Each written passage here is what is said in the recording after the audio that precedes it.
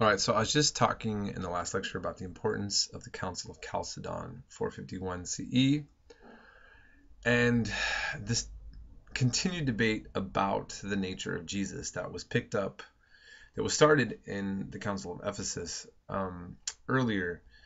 So you essentially had certain groups that were saying,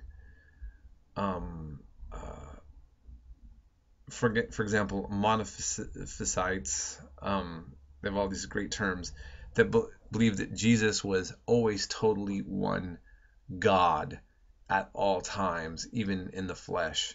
So you had the Egyptian, now for example, the Armenian church and the Egyptian Coptic church, associated also with Ethiopia, are believe in this, and this was considered heretical. So what you see is the quote here. It says, "We teach one and the same Christ, Son, Lord, only begotten, known in two natures, without confusion, without change, without division, without separation." And then it anathematized, basically cut off and pronounced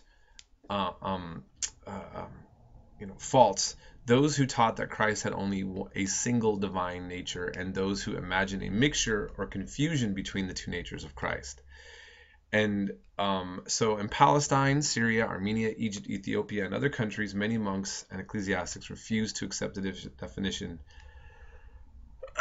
and essentially were excommunicated from the church as heretics, just as what happened to Nestor Nestorius earlier.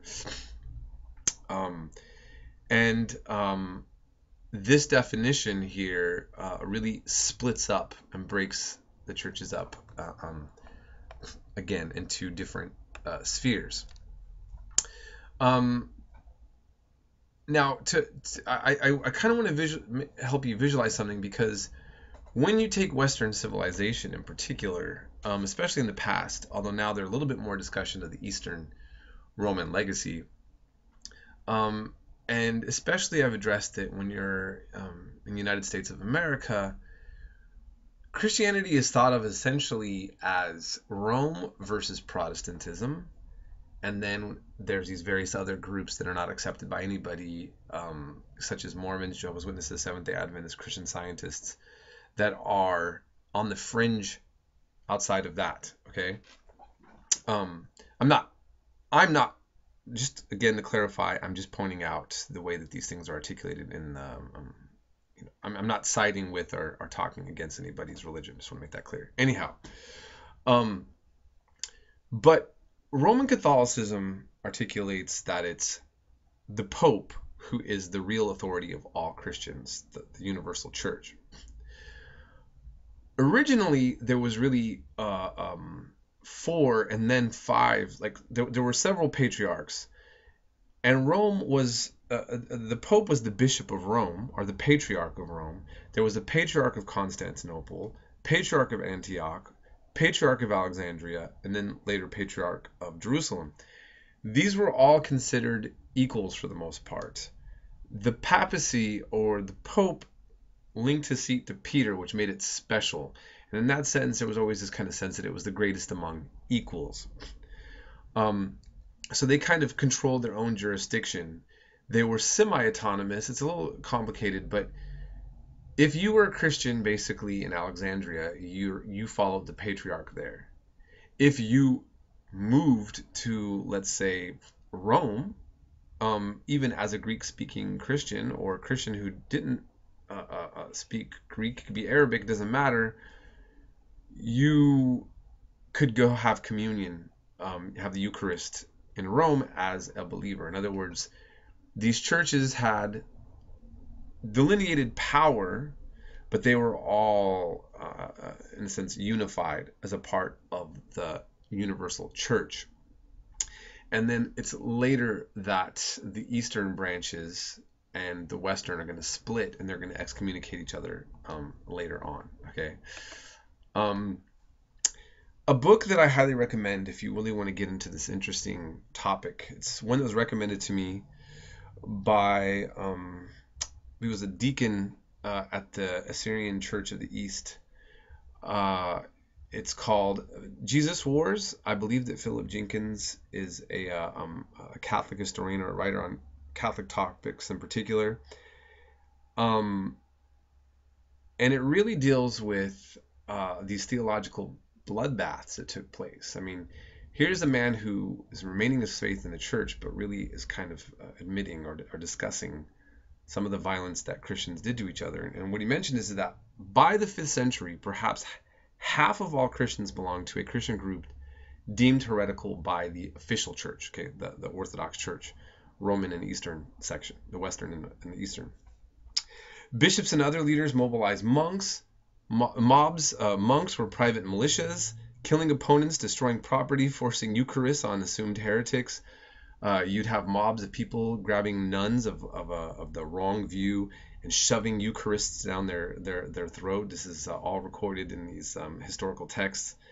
And there was this theological debate going everywhere, and it exhausted the population ripe for the new upcoming monotheistic religion of Islam. And that's kind of what, I was talking about as we go into this, that these things were taking place really shortly, relatively shortly, before the coming of Islam. And he even poses, Philip Jenkins, that perhaps this was also explained why Islam took off so popular. Is one of the reasons it's not normally addressed is that, Christians were really killing each other, fighting over these really minute details about the nature of Jesus, and Islam completely cuts out that debate and simplifies, streamlines the monotheism, and that may have perhaps led to people kind of abandoning or being tired of these kind of debates. It's an interesting debate, and he covers many different topics, but just thought I'd recommend that book. Okay, so after all these councils and so forth, we also are seeing the fall of the Roman Empire. So as the church is getting more power and Christianity is taking off, Rome is actually falling apart. And we see that, the Vandals sack Rome in 455, and then Western Rome is going to cease to exist by 476 CE. So it's going to be the fall of Rome, and the last thing to keep Rome together is going to be the church. Okay. Let's see here. And so I just want to kind of show you the way the map looks again here. The early Byzantine Eastern Roman Empire, 481. Okay, so we have here, and here's what we're having going on with the Germanic tribes within Africa, Spain, and Europe. Okay, and here's the eastern part in Egypt, Syria, the middle, the Holy Land, and Greece, and so forth. Now, Justinian and Theodora are very significant characters in the eastern portion. And so the eastern part of Rome is going to last as a political entity much longer, much longer than the West, and is going to develop Christianity and is going to keep developing it in a very different way. That there's still going to be this interchange between the western part of the world and the eastern. There's a codification of Roman law. There's an attempt to reunite the empire, but they had difficulties because many German tribes were a part of the Arian Christian view. The bubonic plague reaches the empire in 541, and that puts a damper on things. It's going to be the last Latin-speaking emperor, so there's going to be a further divide, more and more of the fact that it's linguistically separating these two realms. And Byzantium is going to become increasingly Greek as a culture, Greco-Roman, be specifically, okay? So the Greek Orthodox Church actually is the Roman Orthodox Church, but Greek-speaking, okay? And so here's just a map again showing you the Empire of Justinian. And I'm going to end here. We're going to return to some things. I'm going to have you watch the video, the crash course about the fall of Rome. just to say, this was very complicated, and I could have went about this on many different ways. I just want to remind you that Christianity evolved um, in the Roman world as a Middle Eastern, African, Greco-Roman religion, and so is multicultural, and Christianity spread in the world. I mean, look at Ethiopia as a has been Christian for a very long time, but not integrated into the broader Christian world. Um, and when it comes to violence, whether we're talking about Islam, Christianity, or anything else, Buddhism is seen as so peaceful. But um, I just pointed this out. There was an article in 2012 that there's been Buddhist vigilantes terrorizing Muslims there under communal violence. Okay, and there's a sign that was put up there: "Stop killing Burmese Muslims," referring to Buddhists. Now, what's in Buddhism to make them kill another religion? And I argue that there's not, but it's happening. So what I want to point out is this: is that I think that we have the texts, we have the traditions of all faiths, and then you have the circumstances throughout history that we as historians are trying to briefly cover. It's very difficult to take each decade and analyze what's happening, but there are many other social factors that create certain environments that lead to things that many people may blame a religion for, and it doesn't necessarily, I'm not necessarily saying that religion can't contribute to those things, but they happen in certain pockets of events, economic crises, other things, and so on, and then not at other times. Okay, and so these are just some things I want you to think about. The next section now I'm going to be covering Islam.